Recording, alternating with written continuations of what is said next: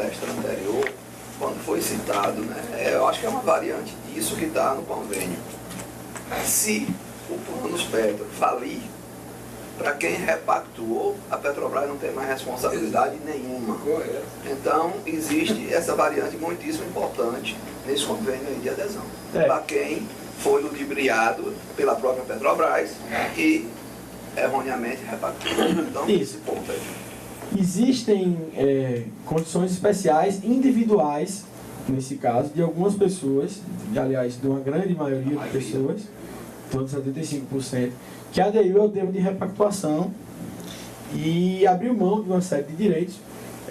E aí a gente tem diversas discussões, né, em relação ao que abriu Simão, lá daqueles artigos 41 e 42 que se fala, se lá está constando ter aberto mão da solidariedade e tudo mais. Então, assim, haveria uma discussão em torno disso, mas o fato é que quem repactuou está sujeito, porque a repactuação, o termo de repactuação, ele é cheio de termos genéricos, assim, a pessoa está abrindo mão. Eu lembro, não consigo dizê-lo agora de cabeça, nem tenho ele aqui, mas eu lembro que ele tem uma série de expressões genéricas, assim, que uma eventual condenação da Petrobras, uma ação judicial, digamos, movida, ela pode dizer, ok, eu posso até pagar desse pessoal aqui, mas esses repactuados eu não pago não, porque eles abriram mão por causa dessa cláusula genérica aqui. E aí, se isso for a justiça, vai ser briga para muito tempo. Mas é sim uma condição negativamente especial aqueles que são repactuados, porque lá eles abriram mão de uma série de benefícios. Vou falar aqui do artigo 17 da Lei Complementar, que ele é muito famoso no âmbito das discussões processuais aí de direitos dos participantes. Ele fala assim, Jorge, antes de eu ler o artigo 17, Jorge falou bastante assim, das alterações da regra do jogo. O que acontece? O Planos Petros 1, ele foi fundado lá em 69 e sofreu diversas alterações regulamentares e até hoje sofre alterações regulamentares, desde que aprovadas pelo órgão fiscalizador, elas são completamente válidas, as alterações.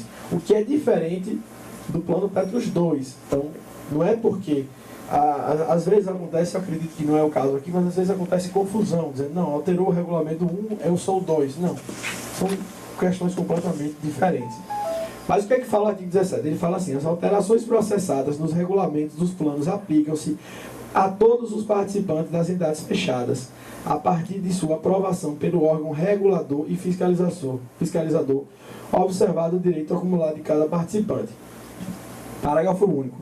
Ao participante que tenha cumprido os requisitos para a obtenção dos benefícios previstos no plano, é assegurada a aplicação das disposições regulamentares vigentes na data em que se tornou elegível ao benefício de aposentadoria. Então, o que é que fala o artigo 17 e o seu parágrafo único? Ele deixa clara essa regra, que é permitido a lícita alteração contratual dos regulamentos, e o participante ele só vai ter o direito adquirido sobre um regime quando ele está elegível à aposentadoria.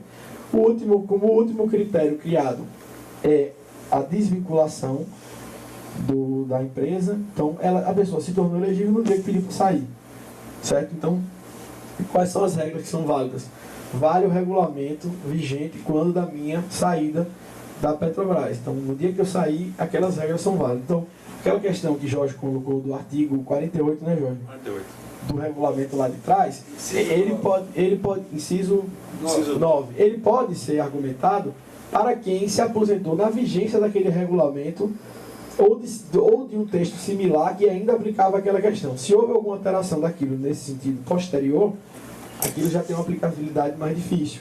No entanto, é notório que não houve a retirada do patrocínio da Petrobras, há um convênio que ainda é vigente, então assim, a discussão foge um pouco dessa esfera aí de regulamento, de alteração, e entra mais na discussão de que, olha, Petrobras, você é a patrocinadora, você tem um convênio de solidariedade, independentemente se eu aderir a uma repactuação ou não, você tem um convênio com o plano. Então a gente pode fugir um pouco dessas questões específicas, mas entrando em discussões a respeito do plano, certo? Já o artigo 18, por sua vez, ele fala do famoso plano de custeio. Então ele coloca aqui, o plano de custeio com periodicidade mínima anual estabelecerá o nível de contribuição necessário à constituição de reservas garantidoras dos benefícios, fundos, provisões e a cobertura das demais despesas em conformidade com os critérios fixados pelo órgão regularizador e fiscalizador. Então, é o famoso plano de custeio que anualmente a Petros tem que fazer, vinha fazendo, para poder estabelecer quanto é necessário para o seu equilíbrio. É um estudo atuarial que é feito de uma empresa atuarial, de consultoria atuarial, e ele demonstra quanto é que é necessário se fazer de contribuição, de aporte para o seu equilíbrio. Na verdade, o que é que a gente tem? A gente tem, na verdade, um congelamento de contribuição. Há muitos anos que a contribuição da maioria é 14,9%, não é baixa, é uma contribuição alta, mas ela é congelada. Hoje em dia, o que se mostra mais em debate assim, é uma variabilidade dessa contribuição um pouco maior para adaptar-se ao custeio do plano anual. E aí você ter que, isso administrativamente, você ter que às vezes vir a pagar um pouco mais quando o plano está em déficit, mas também quando o plano está um pouco melhor, você já é liberado um pouco da sua responsabilidade como mantenedor, isso o participante e também a empresa patrocinadora. Certo? Mas é isso, o plano de custeio é basicamente isso. E é bem nesse plano de custeio onde foi apontado aí o déficit da Petros, né?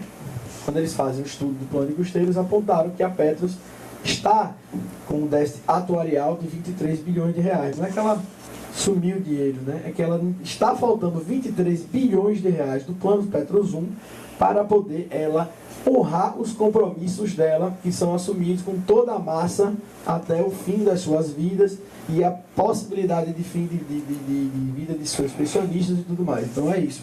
Quanto está faltando para a Petros atuarialmente honrar seus compromissos? Esses 23 bilhões de reais.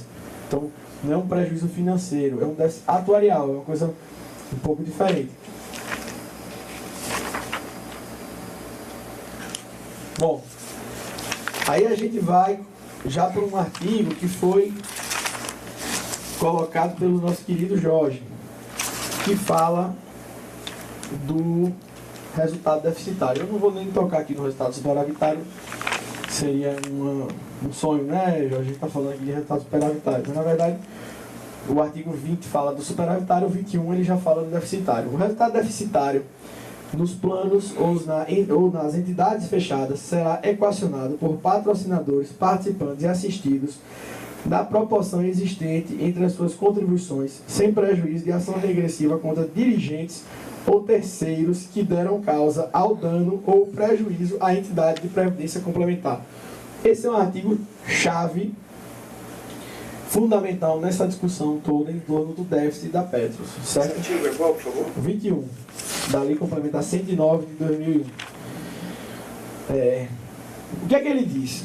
Em apresentado um resultado deficitário, serão fixadas contribuições, o resultado deficitário ele será coberto pela patrocinadora, participantes e assistidos. Participante é quem está vinculado ao plano nativo, assistido é quem já goza de benefício de suplementação de aposentadoria. Então, o artigo prevê que todo mundo paga a conta, certo?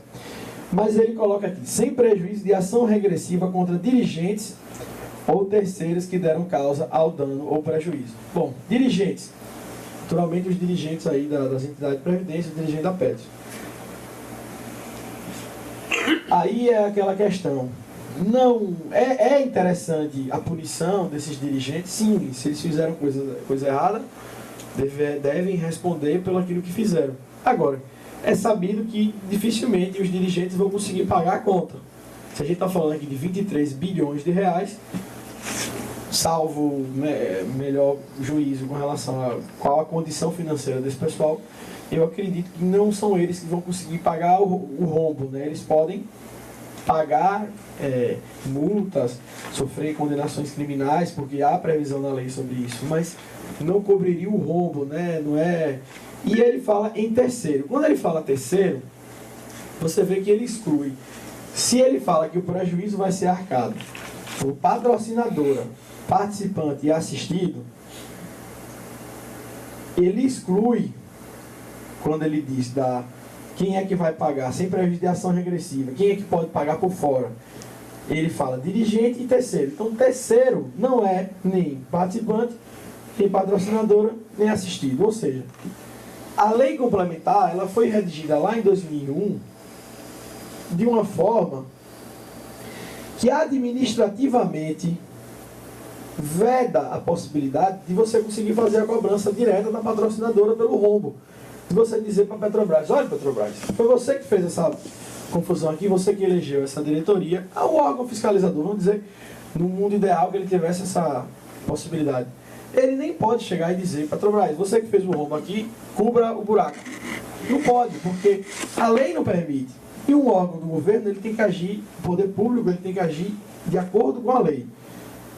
Certo? Ele não pode agir fora da lei, ele só pode agir de acordo com a lei. É diferente de nós, privados, nós pessoas normais. A gente não pode...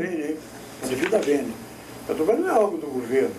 A Petrobras é uma empresa de economia mista. Ela tem acionistas. Pronto. Ela tem um capital que paga pela rentabilidade desse capital aplicado aos seus acionistas. O governo é ator de gerência, de gestão pública da Petrobras. Ele representa os brasileiros na ação que compete ao Estado. Então o governo é responsável enquanto governo. Mas os dirigentes da Petrobras, que colocam, no meu entendimento, que colocam os gestores da Petro lá, como colocam os membros do Conselho Deliberativo, sua maioria, eles são responsáveis sim. Eles não tiram a responsabilidade da patrocinadora sob hipótese alguma, no meu entendimento. No meu entendimento. Não sou advogado, mas não, é a minha visão. Certo.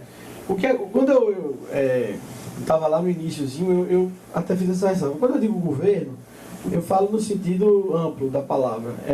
Como eu disse, a Lei Complementar 109, que ela é mais específica, ela regulamenta a relação entre a União, Estados, Distrito Federal e municípios, suas autarquias, fundações, sociedades de economia mista e outras entidades públicas e seus respectivos entidades complementares. Então, na verdade, quando eu digo governo, é porque a relação entre a Petrobras e a Petros é a mesma entre um Estado, digamos que houvesse um fundo de previdência privado do Estado da Bahia e a sua entidade de previdência.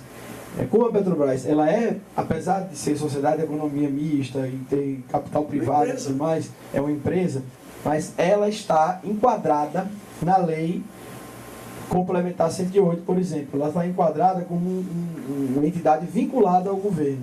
Entendeu? A empresa, a Petros, ela é uma entidade que é patrocinada por uma empresa que no enquadramento previdenciário complementar é uma empresa vinculada ao governo. Então ela responde às mesmas regras. Sem contestar a sua posição, os dirigentes da Petrobras que participaram do Lava Jato estão respondendo até hoje, presos solidariamente, inclusive com a delação premiada, devido à corrupção, com a devolução de parte do que eles usufruíram no esquema da corruptela geral, da gestão Petrobras.